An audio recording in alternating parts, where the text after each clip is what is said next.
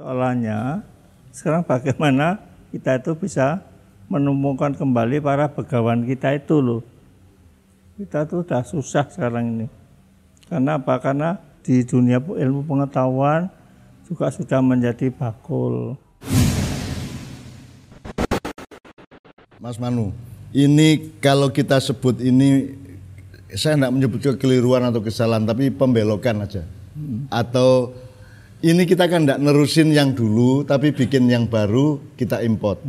Nah itu menurut saya inisiator utamanya itu kita sendiri apa penjajah kita? Ya dua-duanya ya, dua-duanya. Masalahnya apa?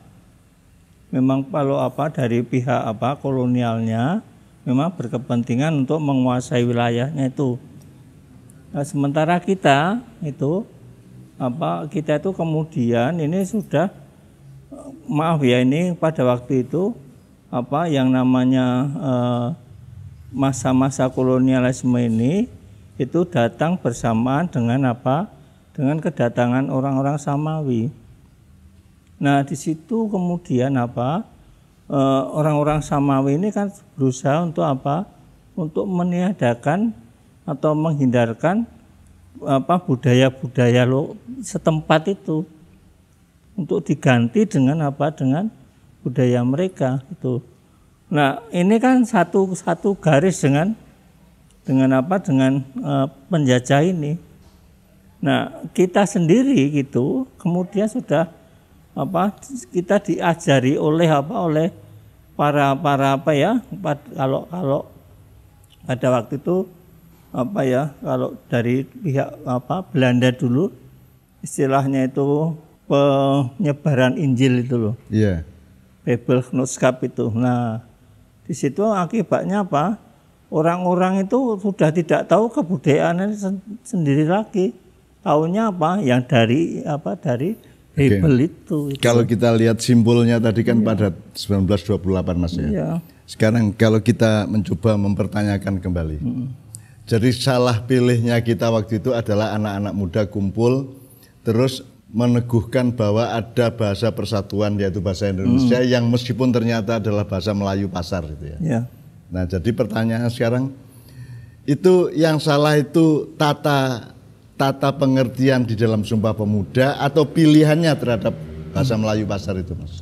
Saya kira pada waktu itu ya memang pilihannya. Jadi mestinya kita bisa bikin kalimat yang tidak lantas membuang bahasa Jawa, bahasa Sunda, bahasa Bali dan seterusnya. Meskipun kita secara nasional memakai kesepakatan untuk bahasa Melayu misalnya. Tapi kan yang terjadi kan pilihan bahasa Melayu pasar yang kita sebut bahasa Indonesia ini kan menjadikan bahasa Jawa, bahasa Sunda, bahasa Bali dengan semua muatan peradaban dan kebijaksanaannya menjadi kita buang, kita nomor dua kan. Iya, karena lalu politik bahasanya pemerintah kita itu tuh bahasa daerah itu hanya memperkaya bahasa Indonesia, kosakata bahasa Indonesia. Bukan kok memelihara apa?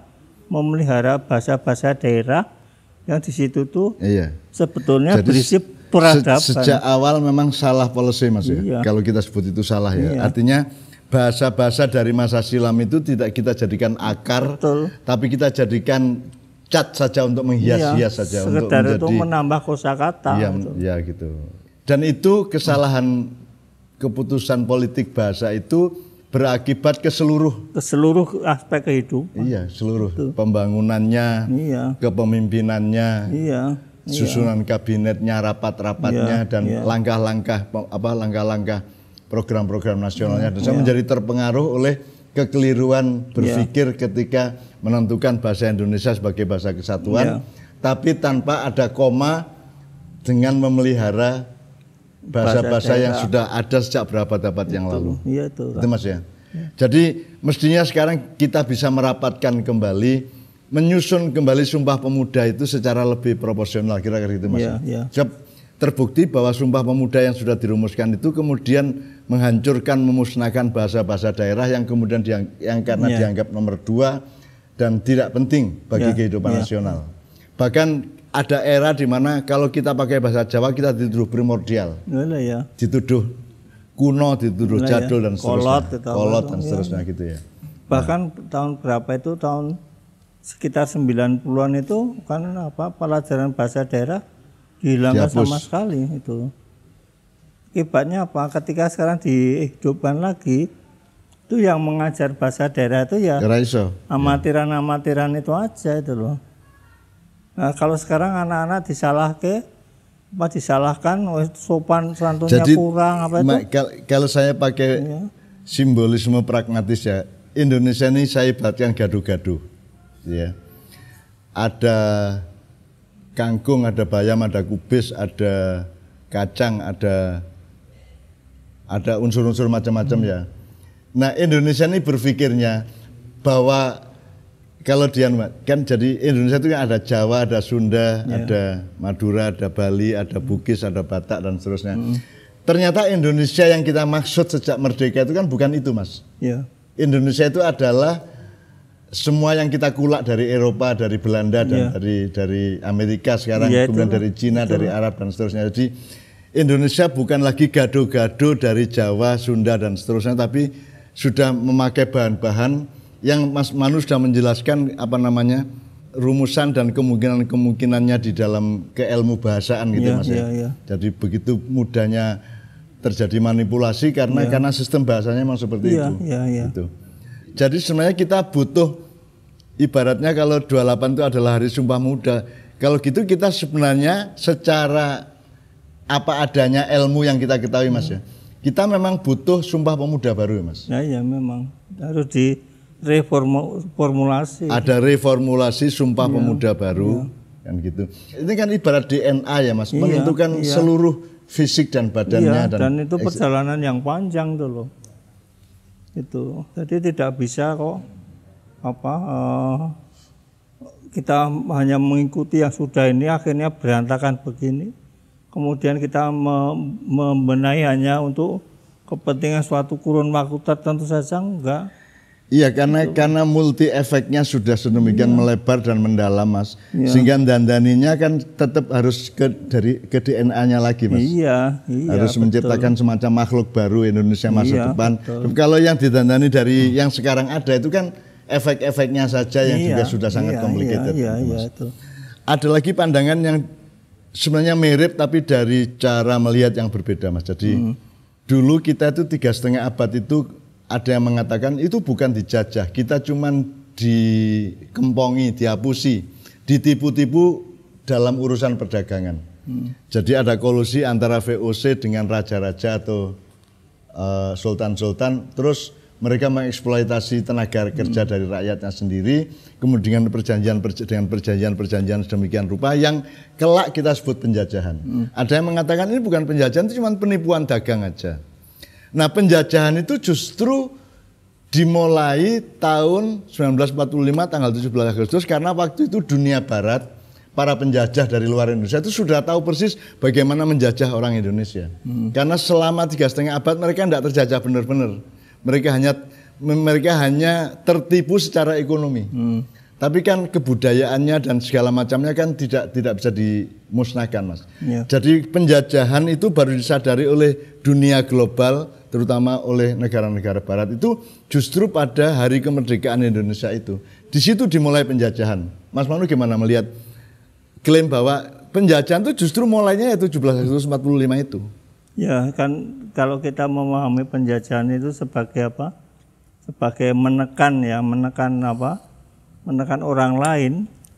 Nah, sejak saat itu sebetulnya kan kita tekanan tuh resmi ya? Tekanannya resmi ya? Iya, tekanannya resmi. Jadi kita tuh makanya lalu diwajibkan untuk bisa bahasa Belanda, bisa bahasa Inggris, bisa bahasa Cina, bisa bahasa Arab apa itu, tapi punyanya sendiri malah enggak itu loh. Akibatnya kalau ya kita ini lalu pertanyaan itu.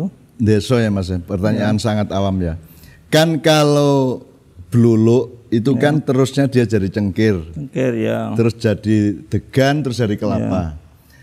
Sekarang katakanlah NKRI Negara Kesatuan Republik Indonesia ini kelapa. Ini kelapanya ya. Degannya apa?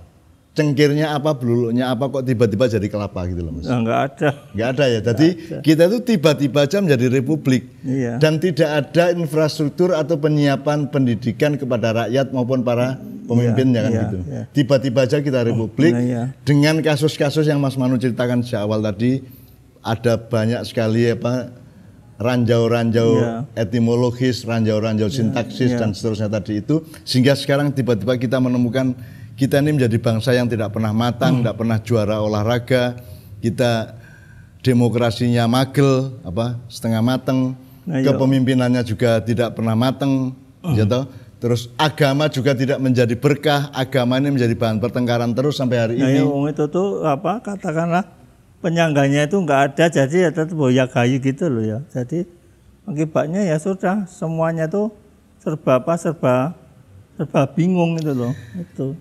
Sebenarnya secara keseluruhan sudah kita tangkap substansinya Mas, bahwa ada kekeliruan mendasar dari sejarah kita. Ya.